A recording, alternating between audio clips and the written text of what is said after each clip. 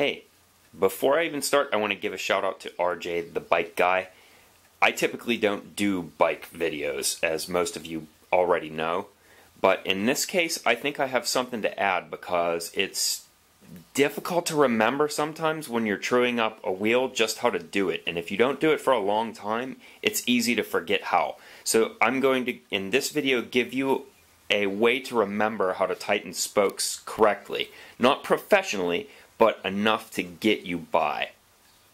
I call this method the GT method, and it has nothing to do with GT bicycles, it's just a way to remember. So I hope you enjoy this.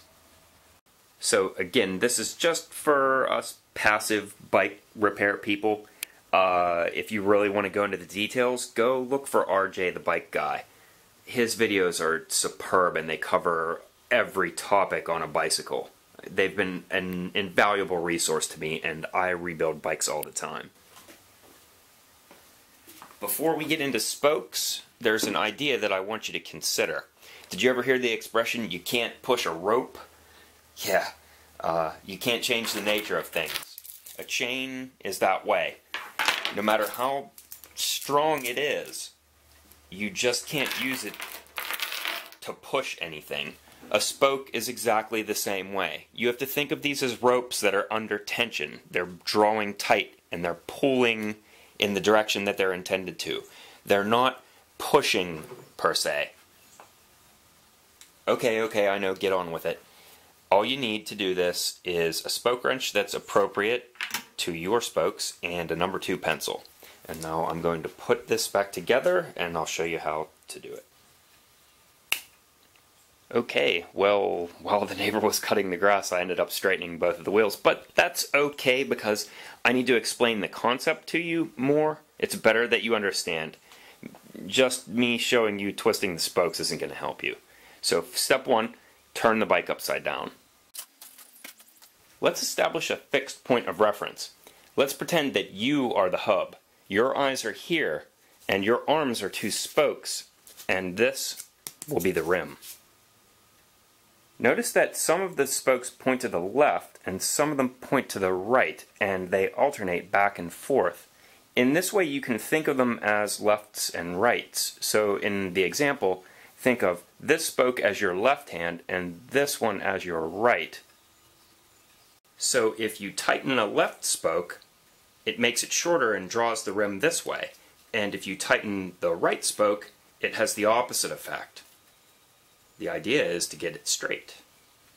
And because we want to keep all of our spokes nice and tight, because if they're all under tension, then the forces are distributed equally. Forget all that. The important thing is you want all of your spokes to have about the same amount of tightness. So you shouldn't tighten a spoke on this side without loosening a corresponding amount that's similar on this side. So I guess the idea here is balance. So in general, loosen first and then tighten. Let's start with the simplest case. We're going to use our brake pads as our reference point. Oh yeah, step 0. Make sure your rim is nice and clean because we're going to put a pencil mark on it, ideally. This is the part that you already know. Wherever the pencil touches, that means the rim is pressed this way at the center of the pencil line that has been drawn on the rim.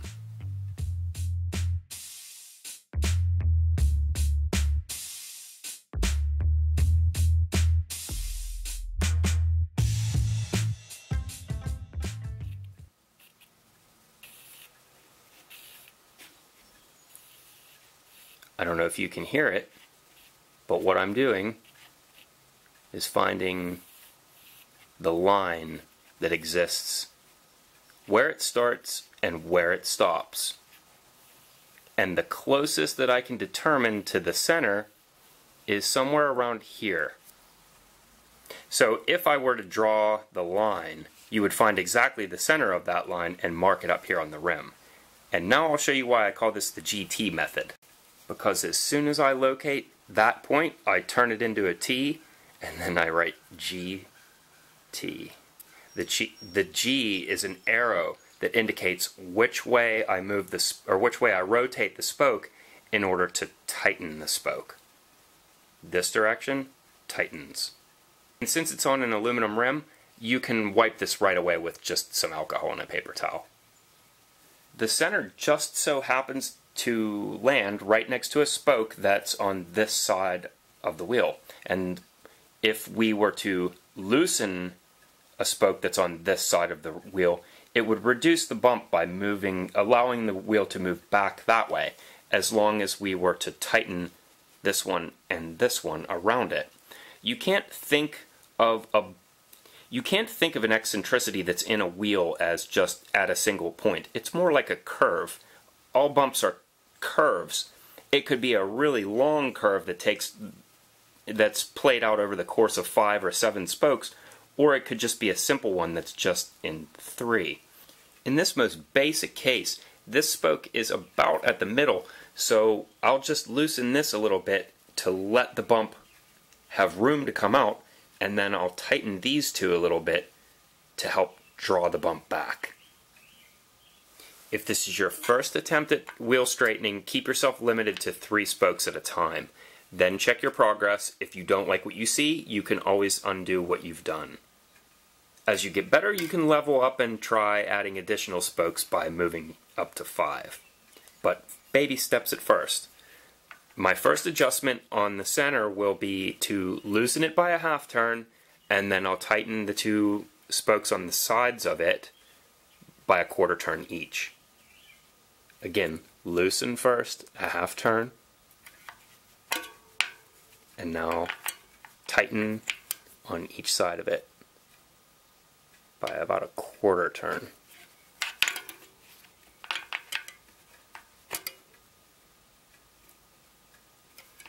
You can also go by feel with the tighten a little bit.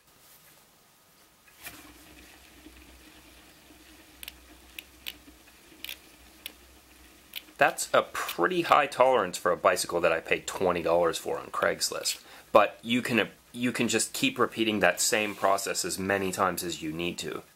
And how I would go about further refining this, and I probably will since I'm already sitting here doing it, is I would jump to the other side and just repeat the procedure from the other side. Again, just 3 spokes at a time. There's no reason to risk doing more than that, because this is still just a crude sort of DIY straightening.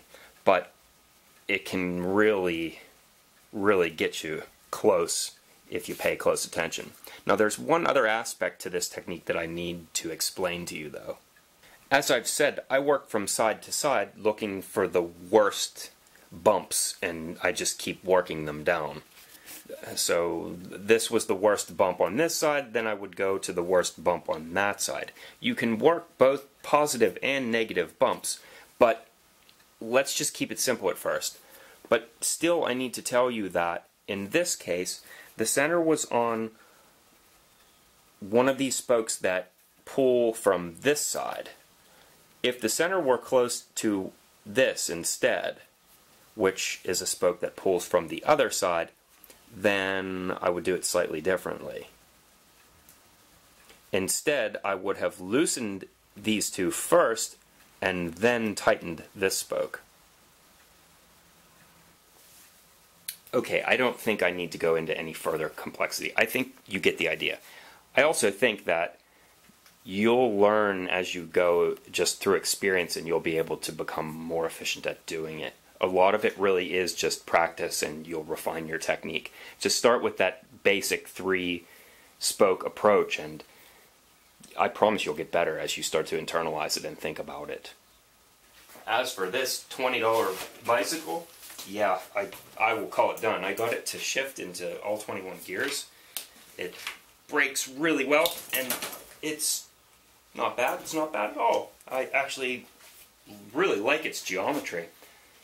Don't get too excited. It wasn't the greatest deal in the world because I had to completely replace the bearings in the bottom bracket, and also the rear hub. It was a rusty mess. So there was lots of rust. But all told, aside from labor, this is a steal for 20 bucks. If this was useful to you, please let me know it. By biking is one of my passions, but I don't really make videos about it. If you enjoy them, tell me, and maybe I'll make more. See you on the next subject.